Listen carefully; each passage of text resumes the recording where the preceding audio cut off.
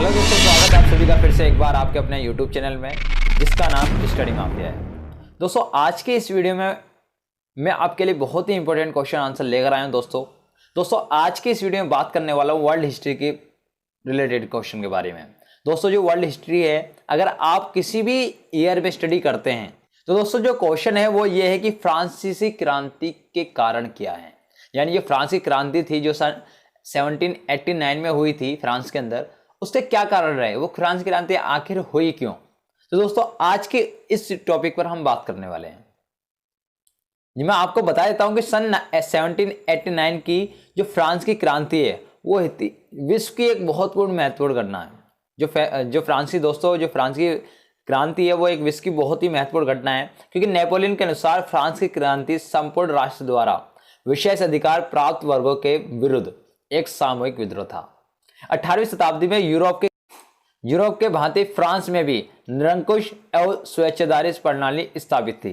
इस क्रांति के समय फ्रांस की राजनीतिक, सामाजिक और व आर्थिक दशा बड़ी दोषपूर्ण थी। क्रांति के साथ यानी कि इसके समय में वहां का शासक लुई 16वां था। गुच के अनुसार फ्रांस की क्रांति मुख्य 3 सिद्धांतों पर आधारित थी: समानता, स्वतंत्रता तथा बंधुत्व। यह न केवल सैन्य क्रांति थी बल्कि वैचारिक क्रांति थी। क्योंकि दोस्तों मैं आपको बता दूं कि इसमें जो वैचारिक क्रांति इसलिए कहा गया क्योंकि यहाँ पर दार्शनिकों का बहुत ही योगदान रहा था। इसमें जो विचारक थे रूसो, वोल्टेयर, इनका भी इसमें क्रांति में योगदान रहा। इस क्रांति का जो विस्फोट 5 मई 1789 ईस्वी में हुआ और जल्द ही क्रांति की विचारधारा संपूर्ण यूरोप में फैल गई। फ्रांस की क्रांति के कारण निम्नलिखित हैं। तो दोस्तों जो इसका पहला कारण था इसके होने का वो था राजनीतिक दशा। फ्रांस में स्वेच्छाधारी और निरंकुश जो शासन था वो प्रणाली थी। राजा खुद को ईश्वर का प्रतिनिधि और दैवीय अधिकारों का स्वामी समझता था। लुई 14वें ने कहा कि मैं ही राजी हूं, यह उसने घोषणा कर दी। और लुई 15 ने कहा कि केवल हमें ही कानून बनाने का अधिकार है, इसमें कोई भागीदारी नहीं है। जिस समय फ्रांस की क्रांति हुई तत्कालीन शासक लुई 16वां अत्यंत ही अयोग्य शासक सिद्ध हुआ। इसके अलावा उस पर उसकी पत्नी का काफी प्रभाव था, जो ज्यादा ही फिजूल खर्चा करती थी, यानी आलतू फालतू के जो उसे खर्च करने का शौक था, जिसका जो भार था वो राजकोष पर पड़ता था। और राजकोष की पूर्ति करने के लिए थर्ड स्टेट पर लगाया जाता था कर, यानी वहां पर भी कर लिया जाता था, जिसके कारण वहां की जनता हताश हो गई और क्रांति का रोष उत्पन्न हुआ। इसी के अंदर जो थी राजनीतिक दिशा के अंदर एक और पॉइंट बनता है हमारा कि भ्रष्ट शासन। दोस्तों क्या था कि प्रशासक में भ्रष्टाचार व्याप्त था। पदाधिकारियों की अधिकारों और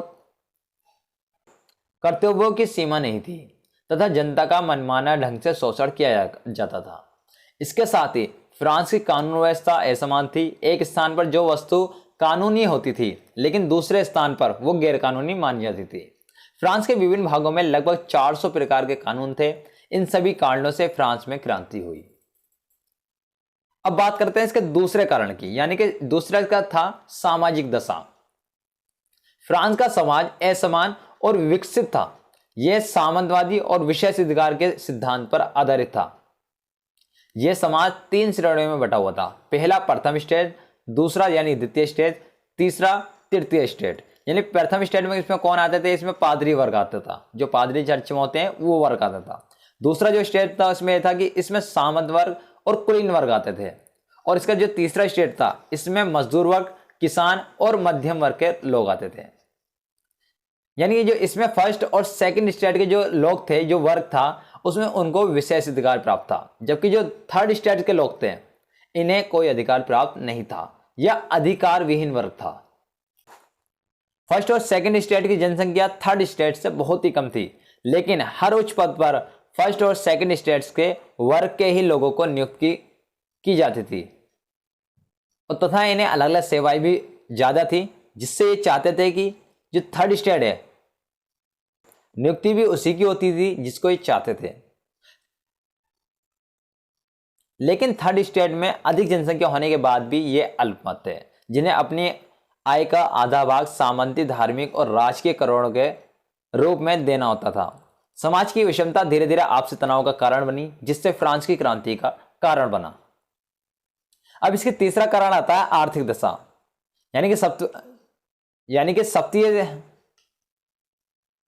आर्थिक दशा में क्या था कि सप्तवर्षीय युद्ध यानी कि ऑस्ट्रिया के उत्तराधिकारी युद्ध और अमेरिका के युद्ध में फ्रांस ने बढ़ चढ़कर भाग लिया, जिसका कारण फ्रांस को सैनिक क्षति के साथ साथ आर्थिक क्षति भी हुई, जिससे फ्रांस दिवालियेपन का शिकार होने लगा। और इन सभी स्थिति को देखते हुए तत्कालीन शासक लुई सोल्वे ने वित्त मंत्री की एक नियुक्ति की। वित्त मंत्री तथा कोलोन जैसे अर्थशास्त्रियों ने यह सुझाव दिया कि अगर आपको यानी कि उनको लुई सोल्वे का सुझाव दिया था कि अगर उसको इस देश को बचाना है, जो एक खोखलापन हो गया है इसके अंदर, तो वित्तीय स्थिति के लिए पादरी और कुलीन वर्ग यानी कि जो फर्स्ट स्टेट है सेकंड स्टेट है उन पर भी कर लगाना होगा, क्योंकि पहले क्या था, पहले सिर्फ थर्ड स्टेट से ही कर लिया जाता था। परंतु पादरी और कुलीन वर्ग ने कर देने से इनकार कर दिया और इसके परिणाम स्वरूप मजदूरों किसानों में गुस्सा भर जाता है और इसी कारण फ्रांसीसी क्रांति का घटनाक्रम शुरू होता है। अब इसका चौथा था कारण मध्य वर्ग की उत्पत्ति, यानी जिसे हम बोल सकते हैं दार्शनिक, यानी जो अगर आपने सुना होगा कि इंग्लैंड में आपने सुना होगा कि फ्रांसीसी क्रांति में दार्शनिकों के क्या योगदान है, ये मध्यम वर्ग में आते हैं। इसमें कहता है कि किसान मजदूर और संख्या में अधिक होने के बावजूद भी उनमें नेतृत्व क्षमता का अभाव था, यानी कि उनका लीडर कौन बने। परंतु मध्य वर्ग की उत्पत्ति होने से क्रांति का आधार तैयार हुआ, क्योंकि मध्य वर्ग के अंतर्गत वकील, डॉक्टर, लेखक ये सभी आते थे, जिनकी आर्थिक दशा तो मजबूत थी लेकिन सामाजिक राजनीतिक रूप से पिछड़े हुए थे, जिनकी उत्पत्ति होने से नेतृत्व क्षमता का विकास हुआ और क्रांति के लिए मार्ग तैयार हुआ। और जो थे ये दार्शनिक विचारों ने अपने अपने लेख लिखे, भाषण लिखे और एक क्रांति का वातावरण फैला दिया। फ्रांसीसी क्रांति के जो दार्शनिक थे वो बता देता हूँ आपके, वो थे मॉन्टेस्क्यू, वोल्टेयर तथा रूसो। इन्होंने फ्रांस की राजनीतिक दशा के दोषों, चर्च के भ्रष्टाचार तथा सामाजिक कुरीतियों पर प्रकाश डाला और जनता को क्रांति करने के लिए प्रेरणा प्रदान की। दोस्तों ये था इसका चौथा कारण। अब हम बात करते हैं इसके पांचवें तात्कालिक कारण की, यानी जिसमें क्या था कि पादरी और कुलीन के कर ना देने से, जैसा कि अभी हमने बात की थी कि उन्होंने कर देने से मना कर दिया था, तो राजा ने 175 वर्ष के बाद स्टेट जनरल की एक बैठक बुलाई, जिसमें मतदान को लेकर विशेष अधिकार वर्ग और अधिकार विहीन वर्ग यानी कि फर्स्ट स्टेट, सेकंड स्टेट तथा थर्ड स्टेट, यानी जिसमें फर्स्ट और सेकंड स्टेट एक साथ थी तथा थर्ड स्टेट के लोग जो किसान और मजदूर थे वो अलग थे। तो इनमें आपस में विवाद हो जाता है, क्योंकि मजदूर किसान अधिक जनसंख्या में होने के बाद भी अल्पमत थे और जो पादरी और कुलीन वर्ग थे वो कम होने के बाद भी बहुमत में थे।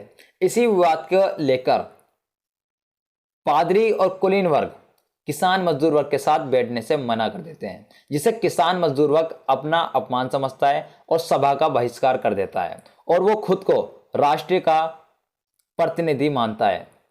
इसके बाद वो सभी जो थर्ड स्टेट के लोग थे वो टेनिस कोर्ट में जाकर वहां एक बैठक करते हैं, जिसमें वो राष्ट्रीय सभा की बात आती है। उसमें क्या होता है कि संविधान सभा की निर्णय की बात हुई और जब ये बात पादरी और कुलीन के पास पहुंची तो वो इसे स्वीकार नहीं करते हैं, जिसका कारण थर्ड स्टेट के लोग जनता जो थी वो बास्तिल के किले पर आक्रमण कर देती है, जिसमें कुछ कैद थे और उन्हें छुड़ा लिया जाता है वहां से, और जो वहां पर हथियार रखे हुए थे उन सभी को वहां से लूट लिया जाता है। तो ये जो घटना थी, जो ये घटना रही है, ये बास्तिल पतन के नाम से जानी जाती है और तथा यहाँ से ही क्रांति की शुरुआत होती है।